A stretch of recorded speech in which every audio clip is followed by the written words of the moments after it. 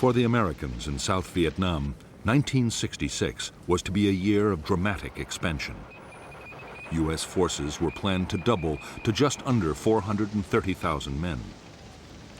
While the buildup was going on, the priority was to secure key parts of the country. By far the most important was the capital, Saigon.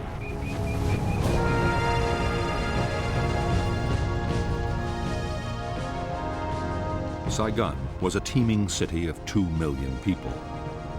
It was the seat of the South Vietnamese government and the location of South Vietnamese and American military headquarters. Above all, Saigon was the symbol of the South's independence from the Communist North.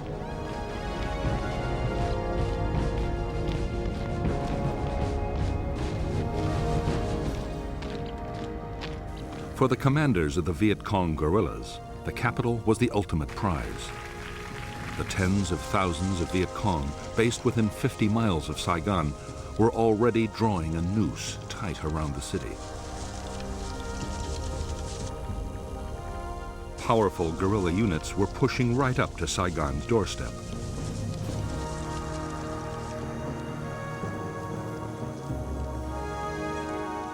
In the countryside around the city, traditional Viet Cong base areas had all the facilities the combat forces needed to prepare their attacks. Since American infantry units had first arrived, they had been trying to disrupt the guerrillas' activities around the capital. On January 8, 1966, they launched the most ambitious sweep yet. Operation Crimp deployed 8,000 troops, making it the biggest American operation of the war so far.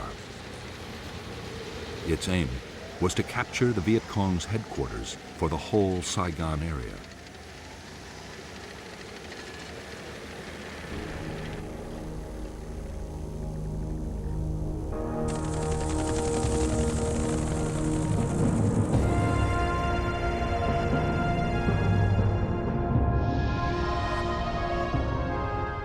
The Viet Cong headquarters for Saigon was believed to be somewhere in the Cu Chi district, the communist stronghold barely 20 miles from the capital.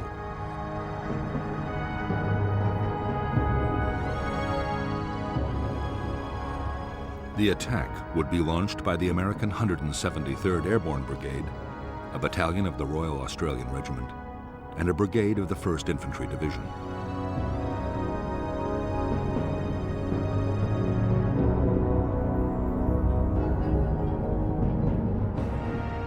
North of Cu Chi town was the disused Phil Hall rubber plantation and the forested area the Americans called the Hobo Woods.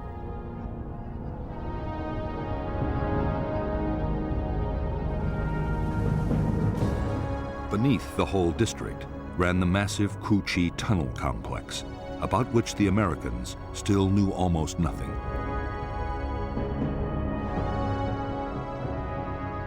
In the tunnels were the Viet Cong's Cu Chi military headquarters, a signals intelligence unit, 2 hospitals, the Saigon political office, and the Saigon regional military headquarters, the one the Americans were looking for.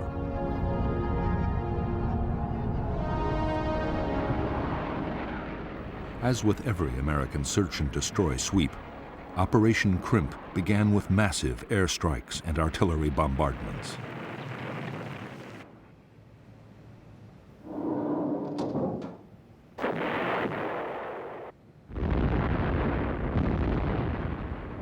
NLF agents had, long before, warned that a big American operation was coming.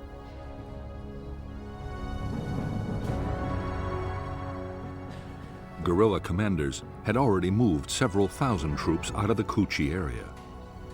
Only 1,000 local guerrillas were left behind, mostly inexperienced teenagers. But with the tunnels to fight from, they were confident they could inflict serious casualties on the Americans.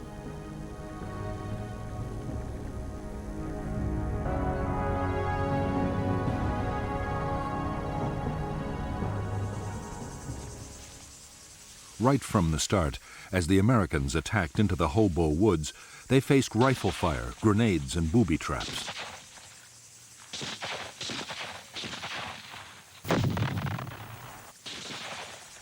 NLF snipers opened up from hidden firing positions and within seconds vanished back into their tunnels. The Americans hardly ever saw the enemy who was firing at them.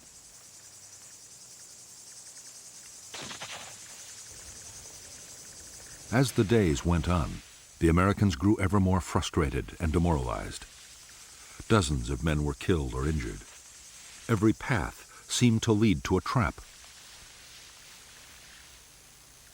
Only slowly did units begin to discover trenches and bunkers.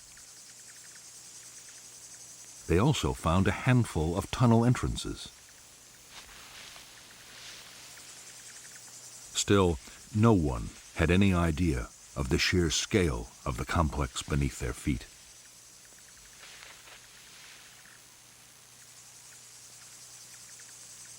Although the Cu Chi guerrillas had suffered casualties, they had achieved their main objective. The tunnel complex and headquarters had survived virtually intact, as had the whole Viet Cong organization in the area.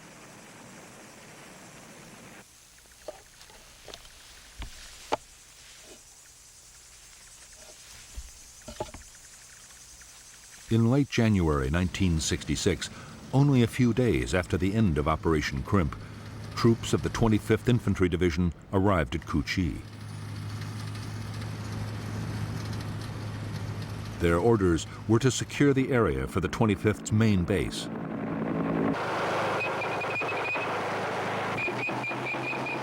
The Americans succeeded in pushing out a perimeter using every ounce of firepower they could muster.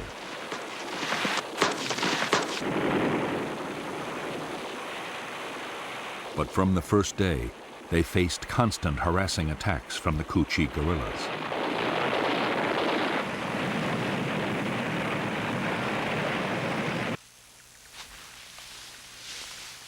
For months, the 25th Infantry Division was plagued by mysterious gun and grenade incidents inside its camp.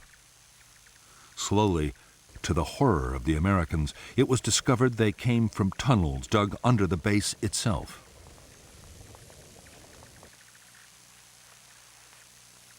They were eventually found and sealed. But the main tunnel complex, only a few miles away, would keep its secrets for years to come.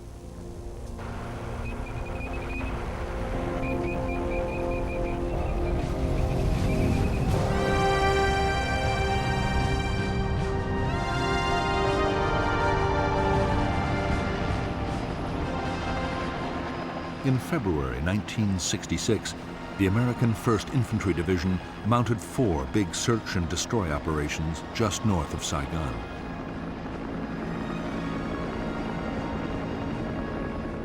The result was disappointing. There were clashes with units from 2 Viet Cong regiments, but there were no major battles.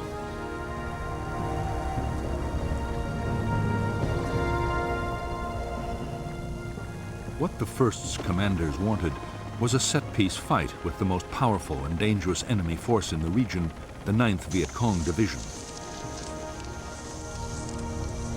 The 9th was made up of veteran regiments and was constantly on the move. The division was now poised to launch its spring offensive.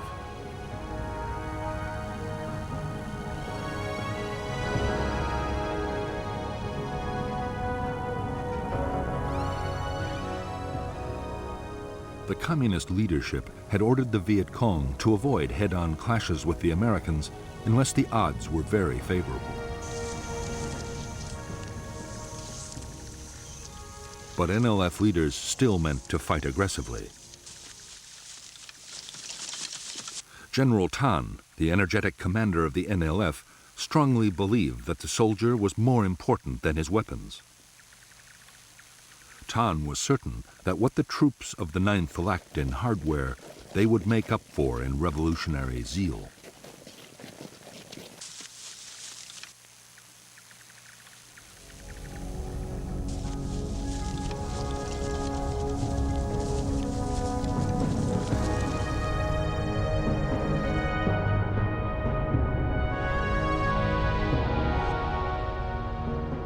From the 9th Division's bases in War Zone C, 2 regiments headed into the Viet Cong strongholds of the Iron Triangle and War Zone D. At the same time, the 2nd Brigade of the American 1st Division was pushing into War Zone C, and the 3rd Brigade was moving into the Iron Triangle. The first clash came on March 5, 1966, when the whole 272nd Regiment attacked a battalion of the 3rd Brigade at Lo Qui. Intense U.S. air and artillery strikes drove off the attackers. 2 days later, the American 1st Brigade, with a battalion of the 173rd Airborne, swept into War Zone D.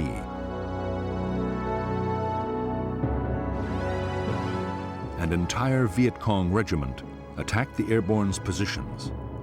Again, devastating U.S. artillery fire turned back the assault.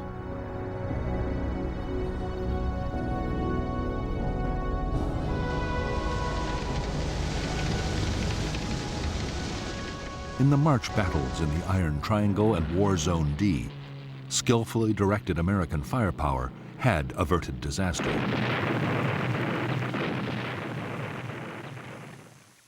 Hundreds of Viet Cong had been killed by artillery and airstrikes.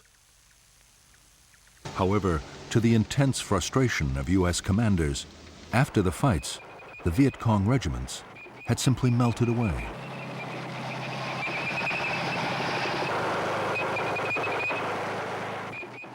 During the weeks that followed, the Americans kept up the tempo of search and destroy operations in front of Saigon.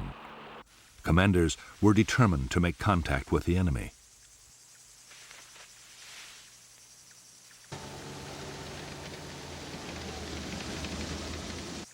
In late April, they launched a major operation into War Zone C to try and find the Viet Cong 9th Division.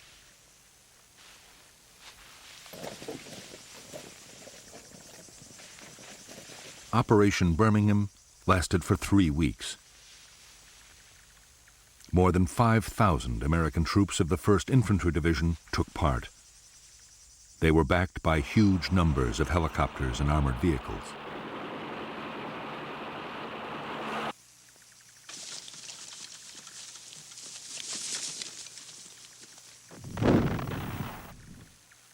Although there were hundreds of vicious small-scale actions fought by platoons and squads on both sides, the big battles the Americans hoped for never did materialize. In 3 weeks, only 100 Viet Cong were killed.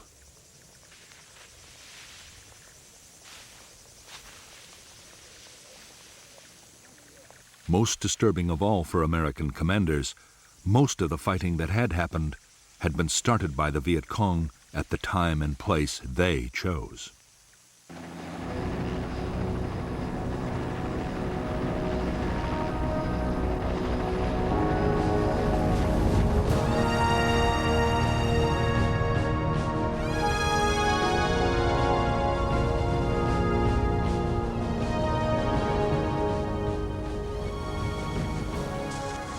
From the start, the Vietnamese had followed the 7 principles of guerrilla warfare laid down by the Chinese leader Mao Zedong.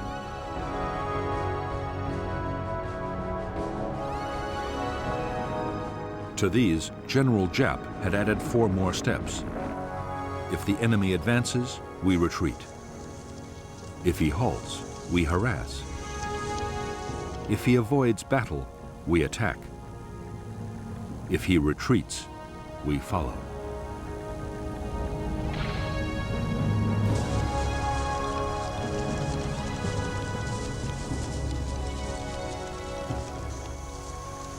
Almost every search and destroy operation the Americans had launched had been met with Giap's tactics. The places the Americans were most likely to land their helicopters were set up for ambushes. Trails were quickly booby-trapped and mined, and snipers left in place.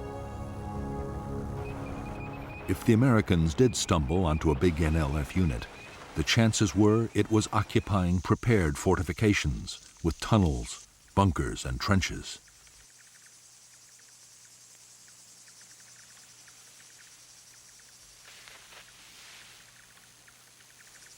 It was when the Americans set up a defensive perimeter for the night or created artillery fire bases as they did during every operation that the Viet Cong would attack in strength.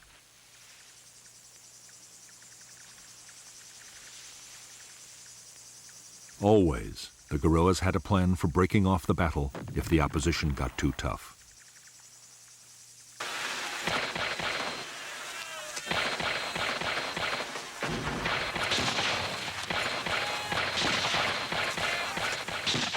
At first, American tactics had been totally unsuited to dealing with a skilled guerrilla enemy. With hard-won experience, that was changing. Commanders learned that helicopter landings had to be fast and aggressive.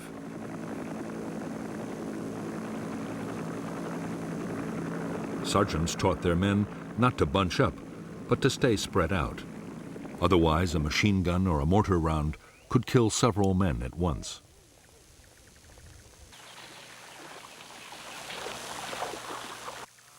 When camp was made, perimeter defenses had to be strong, with clear fields of fire all around. Above all, American soldiers learned they had to be vigilant at all times.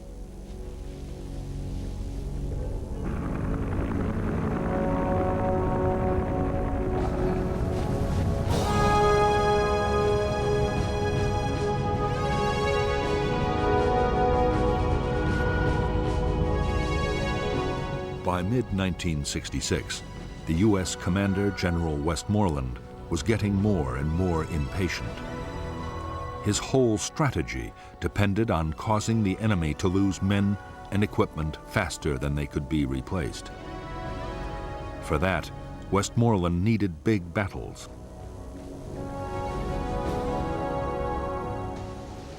He ordered the 1st Division to make more substantial contact with the Viet Cong.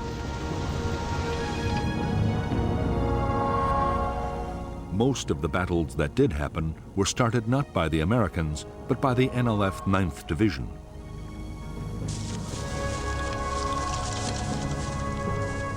Route 13, linking Saigon to the Cambodian border, was the site for major ambushes. In some, the guerrillas struck with 1,000 troops at a time.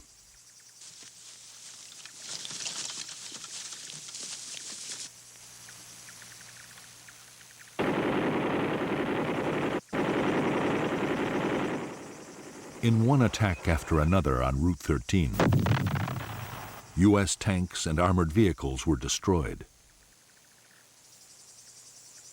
On June 30th, 1966, a major battle nearly ended in complete disaster for the Americans.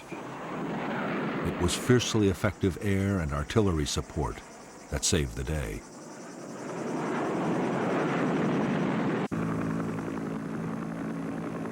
Soon after the battles, the whole NLF 9th Division moved back into its most impenetrable base areas.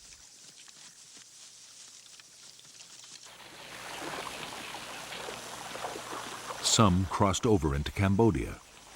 There, General Tan meant to rebuild the division for a new campaign in November, the start of the next dry season.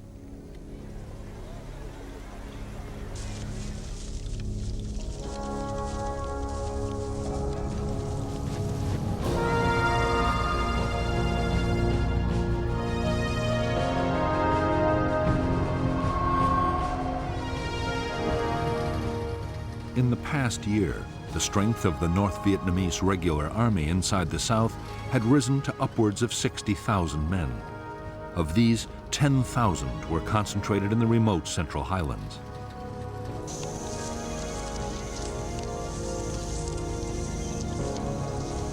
It was this area that General Giap, the North Vietnamese Army commander, saw as a killing zone, a battlefield on which enormous casualties could be inflicted on the enemy.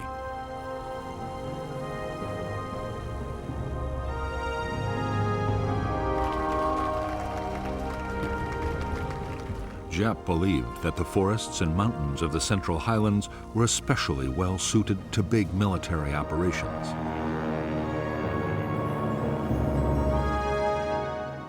Whole regiments could be hidden, and the highland weather could be relied on to disrupt American air power. The troops would also be close to supplies and reinforcements across the Cambodian border.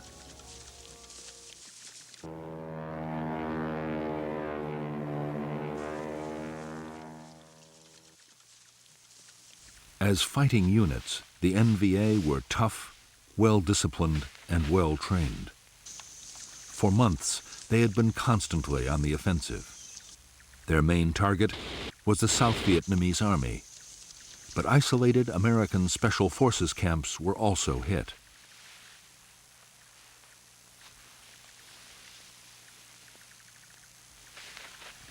Increasingly, attacks were carried out by units up to 2,000 strong.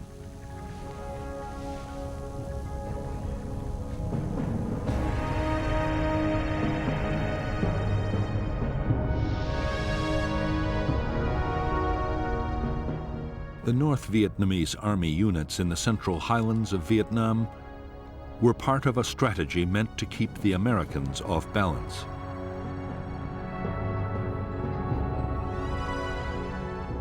There were powerful NVA divisions on the demilitarized zone, separating North and South Vietnam. And there were the NLF regiments opposite Saigon. Communist forces could present the Americans with a challenge in any of the three areas and force them to react.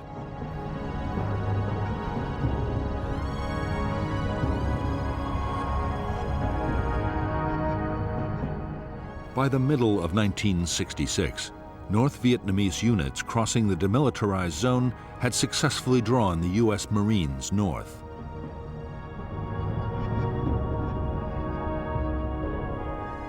In the highlands, the NVA 24th Regiment had engaged elements of the 101st Airborne Division.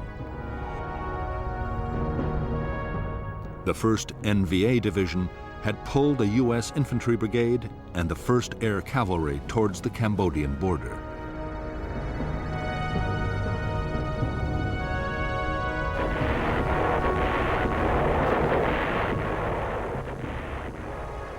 The Americans in the Central Highlands did succeed in inflicting thousands of casualties on the North Vietnamese Army.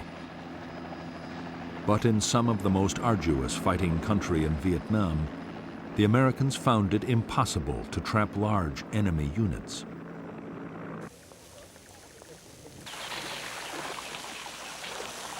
Time after time, they succeeded in slipping through the net.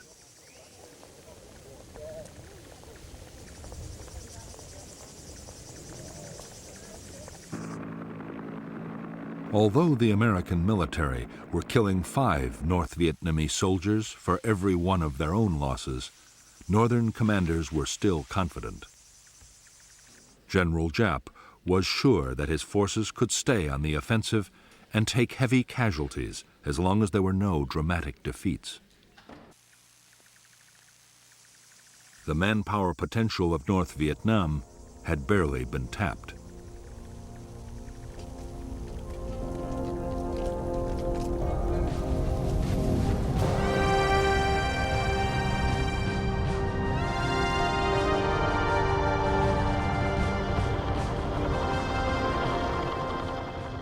From the start of its war in Vietnam, the U.S. Army had found the conflict to be unlike any other. As Viet Cong attacks proved every day, there was no front line. Each side controlled only the territory immediately around its positions or its bases.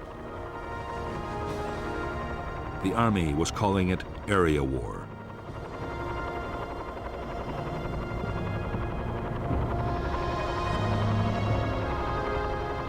Area war meant that the roads linking U.S. bases to other units and to their supply depots were never completely secure.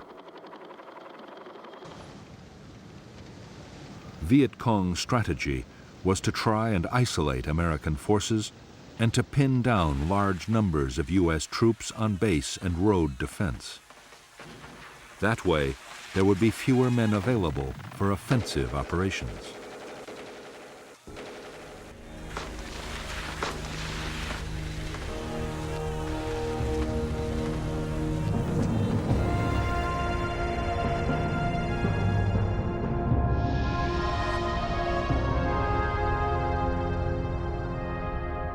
The supply lifelines for the 25th and the 1st U.S. Infantry Divisions were the roads linking their major bases to Saigon, Bien Hoa Air Base, and Long Binh, the biggest supply depot in Vietnam.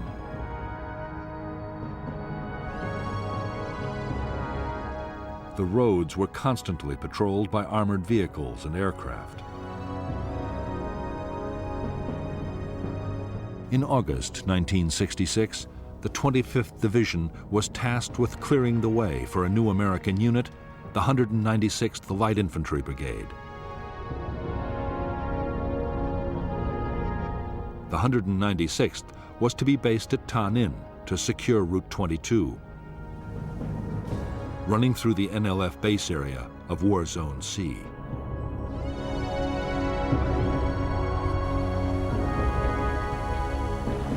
By October 1966, the NLF 9th Division had almost recovered from the battles of the previous July.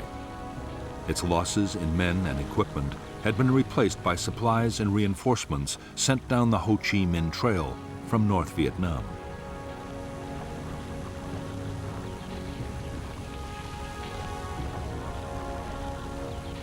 With the dry season coming, the 9th was busy in War Zone C preparing for its next offensive.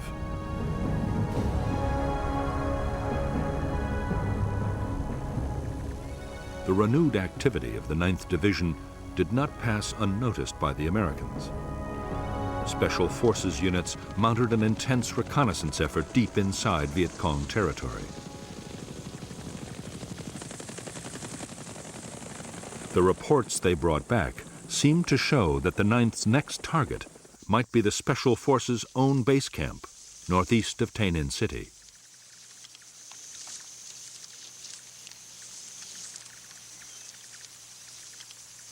American commanders were determined to disrupt the Viet Cong's plans. The 196th Brigade was ordered to mount aggressive search and destroy sweeps near the Special Forces camp area. The sweeps, starting on September 14, 1966, were codenamed Operation Attleboro.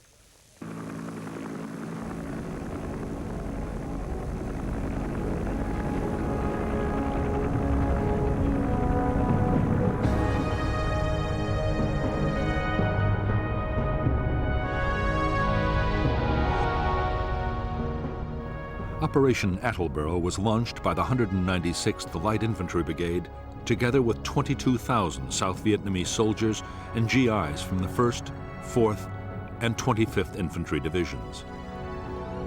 Almost at once, huge supply caches belonging to the NLF 9th Division were found by the Americans south of the Michelin rubber plantation. It was believed the NLF were somewhere between the plantation and the American Special Forces base at Suy Da.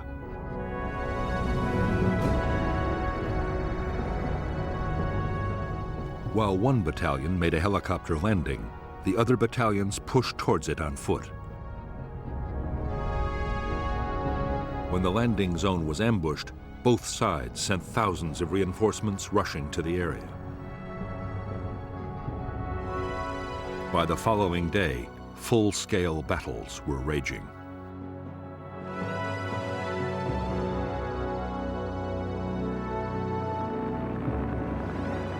In the first days of Operation Attleboro, almost every fresh American unit sent in was ambushed.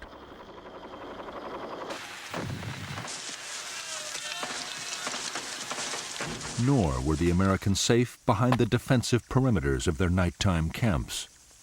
NLF units struck with thousands of men at a time and came close to wiping out whole American formations.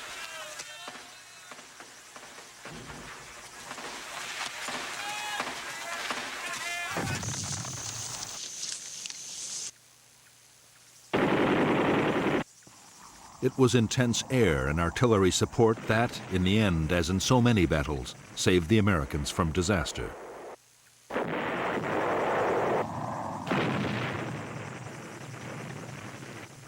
Even then, many of the NLF battalions were attacking out of bunkers, trench lines, and tunnels, and were sometimes able to withstand the most punishing bombardments. The inexperience of the 196th was also telling. Tactical coordination between the brigade's units was poor.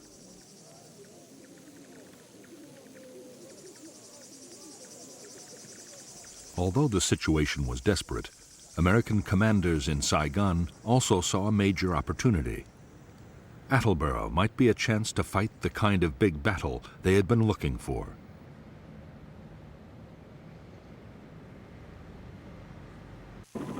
The 1st Infantry Division raced 2 brigades to the area, and unit after unit was piled on.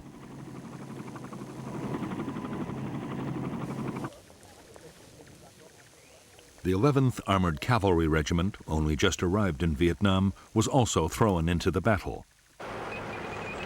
Within days, there were 22,000 American troops in the Attleboro area.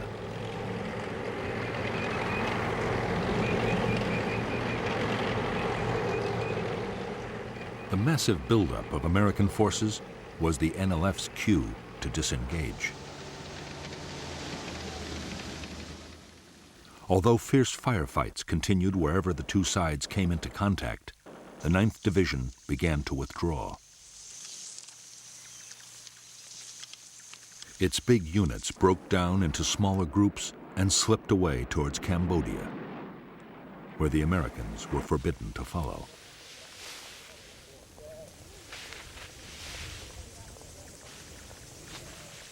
In Operation Attleboro, the Americans had failed to destroy the 9th Division in an all-out battle.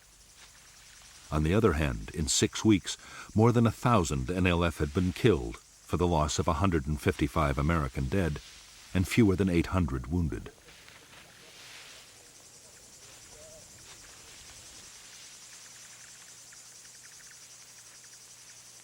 U.S. troops had captured a massive amount of enemy stores and documents, and Viet Cong plans for the coming months had been badly disrupted.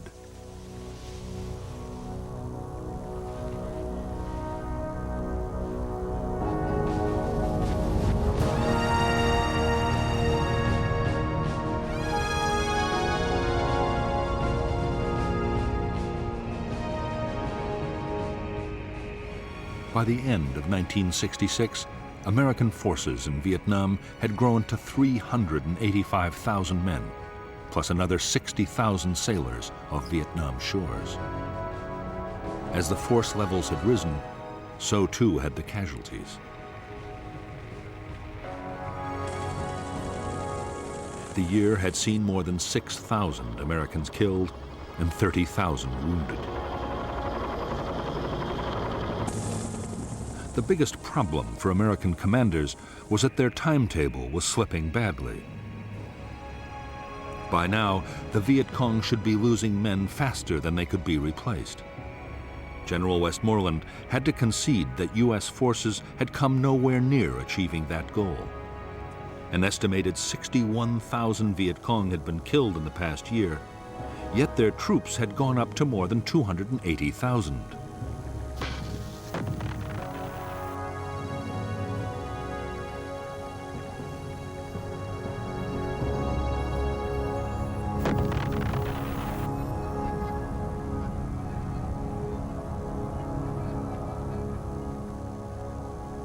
Part of the problem was that the American bombing campaign against North Vietnam and its supply routes to the south was still failing. More men and materials were reaching the guerrillas than ever before. The Viet Cong had also stepped up their recruiting.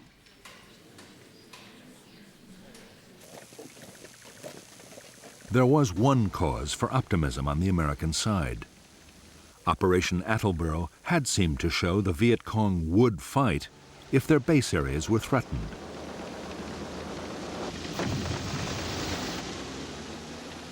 The latest plan was to go back into War Zone C with even greater forces. But first the Americans wanted to solve an immediate problem. The districts just in front of Saigon, the Iron Triangle and Cu Chi, were still major Viet Cong strongholds.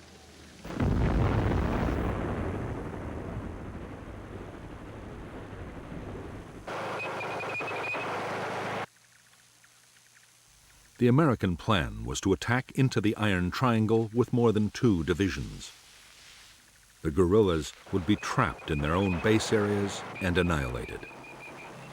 At the same time, another attempt would be made to capture the Viet Cong Saigon military headquarters.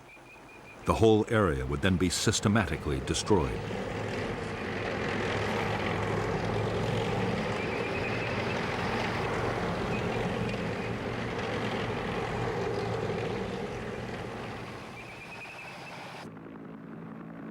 Before the attack, American aircraft dropped 20,000 leaflets telling the population to leave at once.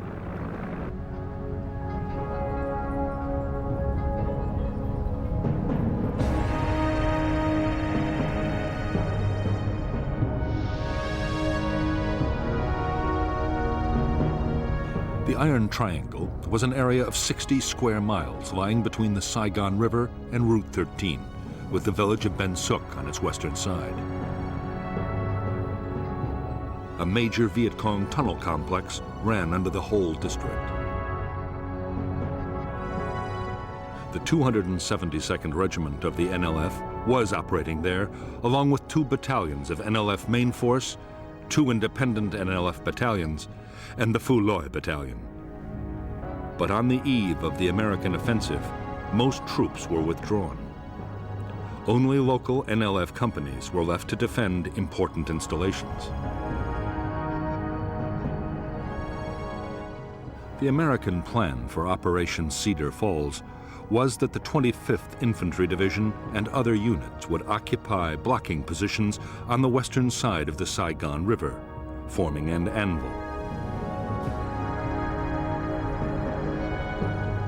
The 1st Division and the 173rd Airborne Brigade would assault from the north and the east, with a battalion landing at the village of Ben Suc. Meanwhile, the 11th Armored Cavalry Regiment would act as the hammer, smashing through the center of the triangle.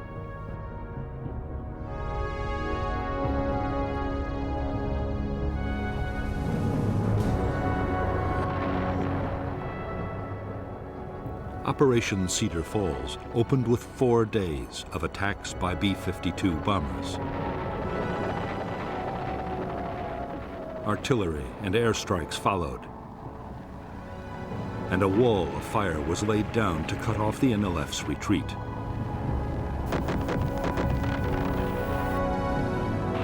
On January 8, 1967, 16,000 U.S.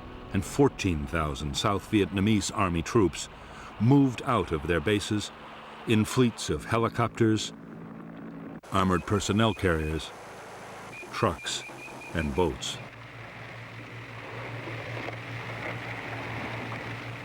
In the first hours of Operation Cedar Falls, the village of Ben Suc had been captured with barely a shot fired. The local company of 100 NLF fighters had been taken completely by surprise.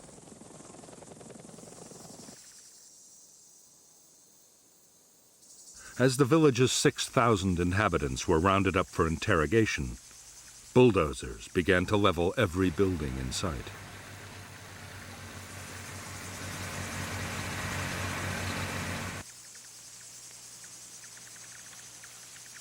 The American operation to smash the Iron Triangle lasted 19 days. With only local Viet Cong left to defend the area, and most of those hidden in tunnels, there was almost no heavy fighting. American losses were 72 killed and 337 wounded, mostly to snipers and booby traps.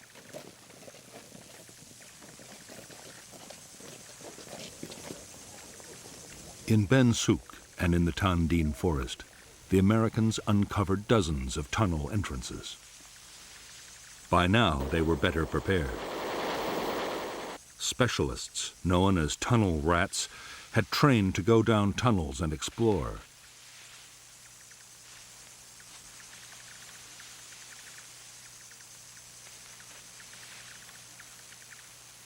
In the cramped spaces underground, they faced gunfire, booby traps, and mines. The problem was, there were only a handful of tunnel rats, and the complexes were enormous. Whenever tunnels were found, the Americans made determined efforts to destroy them.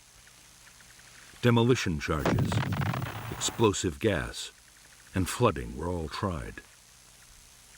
Riot control agents were pumped in to try and force the Viet Cong to come out.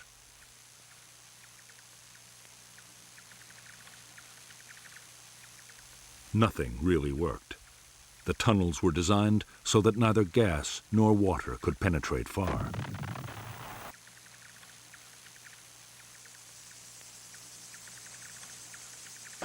The Americans had discovered only a small number of the Viet Cong installations hidden in the Iron Triangle. But those they did find yielded astonishing quantities of material. There was enough rice to feed 13,000 guerrillas for a year, along with over 7,000 uniforms, a huge underground hospital, and over a ton of medicine. 500,000 documents were discovered, including detailed maps of air bases and the private addresses of Americans in Saigon.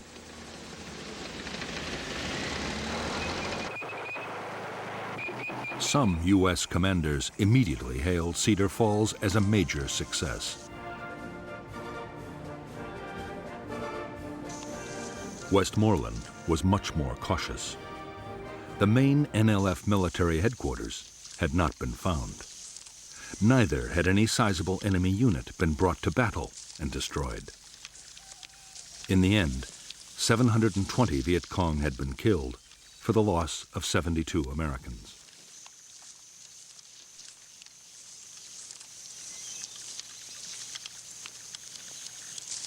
One aim of Operation Cedar Falls was achieved. The Iron Triangle was completely and utterly destroyed. After its inhabitants were moved out to refugee camps, the district was turned into an uninhabitable wasteland. Huge Rome plows cut 20-foot-wide avenues crisscrossing the forest to make any movement instantly visible from the air. These massive machines could plow the tallest trees into the ground. 60 square miles of forest near Saigon were plowed under in the Iron Triangle. Afterwards, Operation Ranch Hand aircraft sprayed lethal defoliants to destroy the jungle cover and make it impossible to grow crops.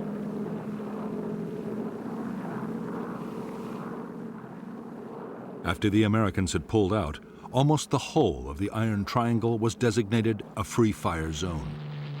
Artillery or bombs could be rained down at will, and anyone that moved could be attacked from the air.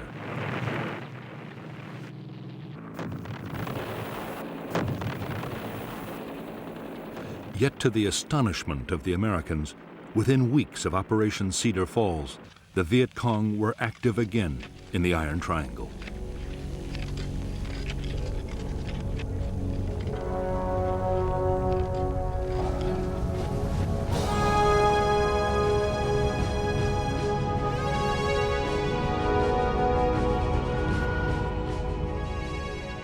By mid-February 1967, American commanders had again turned their attention to War Zone C and the NLF's 9th Division. The new offensive was codenamed Junction City. Westmoreland had ordered his commanders to think big, and they had planned the most ambitious search and destroy operation of the war so far. 30,000 American troops would take part, together with 5,000 men from the South Vietnamese Army.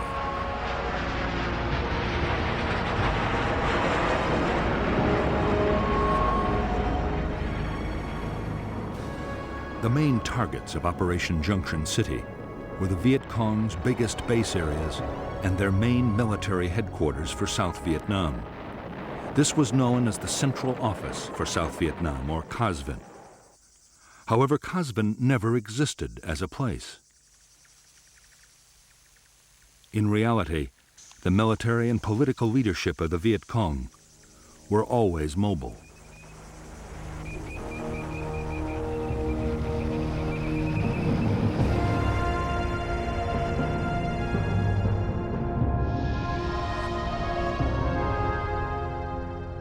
The Viet Cong base areas of War Zone C held the 9th Division's 3 regiments, a regiment of the NLF's new 5th Division, and 2 North Vietnamese Army regiments, altogether more than 10,000 troops.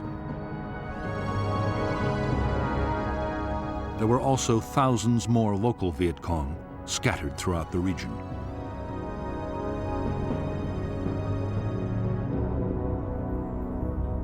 Operation Junction City called for 2 American brigades to block the Viet Cong's escape to the west over the Cambodian border. 2 more would block to the east. Infantry and airborne forces would close off the north by helicopter and parachute landing, forming a giant horseshoe. Armored cavalry and infantry brigades would then sweep northwards, overrunning all enemy units in their path.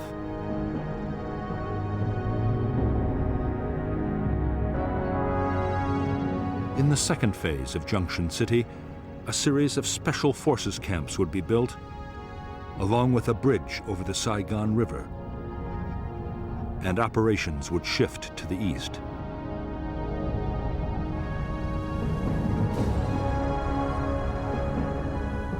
By February 21st, 1967, the Americans were ready to launch Junction City. The blocking forces to the west and the east were in place.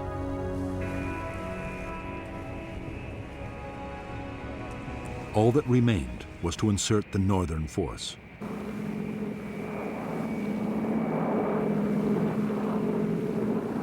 In one of the largest air-mobile assaults ever, 240 helicopters swept over Thanh Ninh province. Fighter bombers and helicopter gunships hammered the landing zones.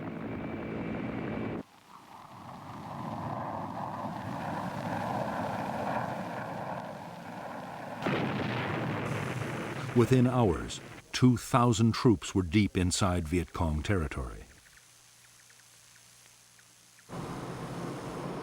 At the same time, in the first parachute drop of the Vietnam War, nearly 800 men of the 173rd Airborne completed the American Horseshoe.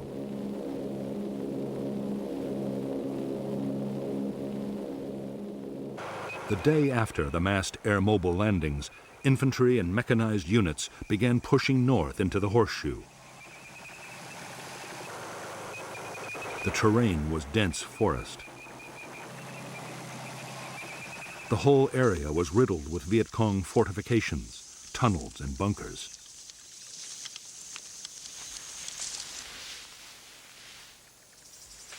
Although there were scattered firefights, and the Americans lost men to snipers and booby traps, there were few big actions.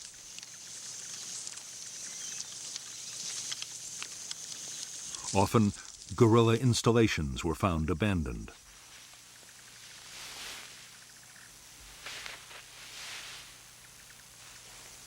The battles that did happen were started by the Viet Cong. Powerful units twice attacked elements of the 1st Infantry Division at Prek Lok.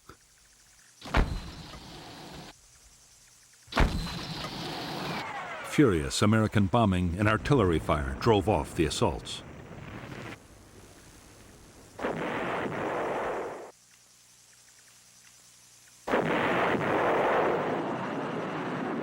Because the Viet Cong had begun the battles, they were also able to break off the fight whenever they chose.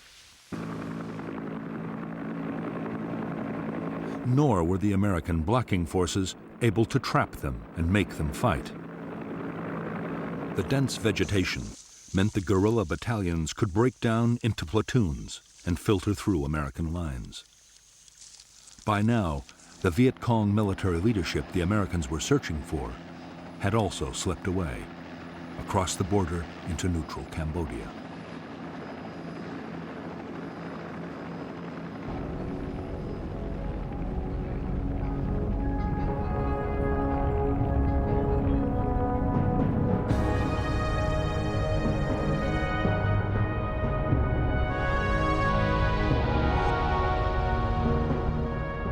The second phase of Operation Junction City centered around the building of the Saigon River Bridge and the Special Forces camp at An Lac.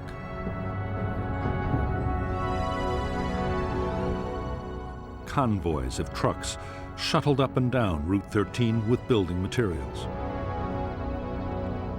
For defense, artillery fire bases, including Fire Support Base 20, were scattered along the road. Firebase Gold and Landing Zone George were created for search and destroy sweeps.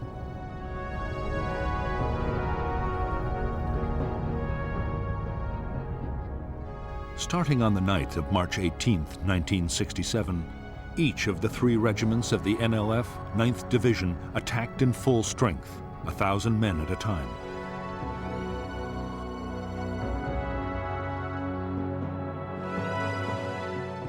Each attack was driven off by overwhelming American air and artillery fire.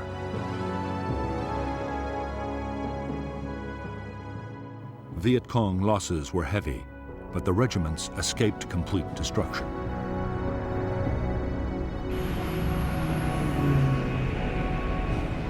Operation Junction City lasted 72 days. By its end in May 1967, this operation, coupled with the Cedar Falls offensive, had cost 282 American lives and 1,500 wounded. Nearly 3,000 Viet Cong had been killed. Guerrilla bases had also been overrun and installations destroyed. American troops had captured large quantities of stores, equipment, and weapons.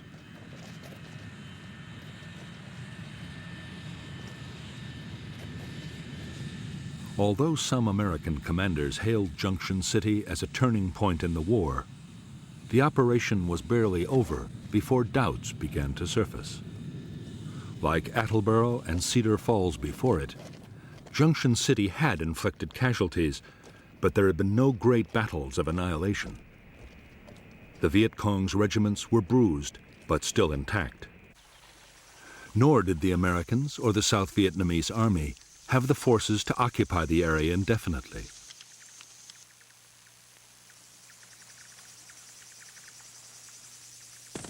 As soon as they had gone, the Viet Cong regiments returned to rebuild their base areas and reclaim War Zone C.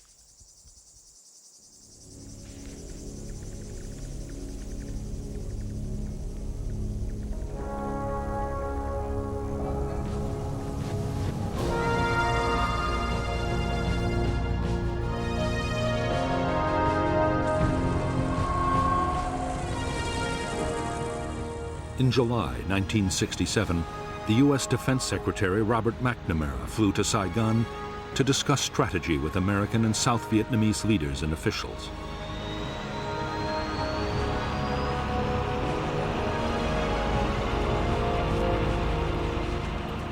By now, the Viet Cong's big units were supposed to be smashed. Instead, Viet Cong numbers were still growing, and there was no sign the enemy was about to give up the fight.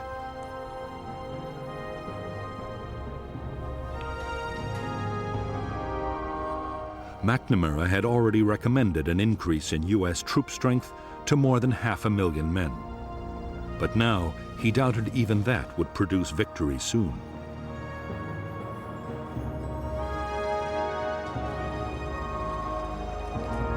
Back in Washington, McNamara advised President Johnson to plan for a long war in Vietnam. There should be less emphasis on battlefield victories. More attention should be paid to long-term measures, like helping the South Vietnamese government win control of the villages.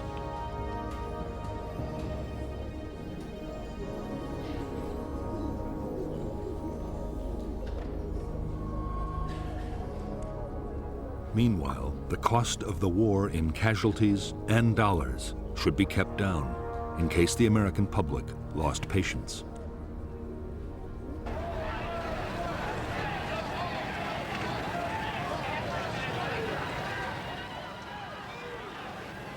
In the summer of 1967, just as the Americans resigned themselves to a long war, the Vietnamese communists changed their strategy. For 2 years, the Viet Cong had been patient, content to inflict casualties and keep on fighting. Now, they meant to risk an all-out offensive. In 1968, they planned to leave their tunnels and bunkers and win the war in open battle.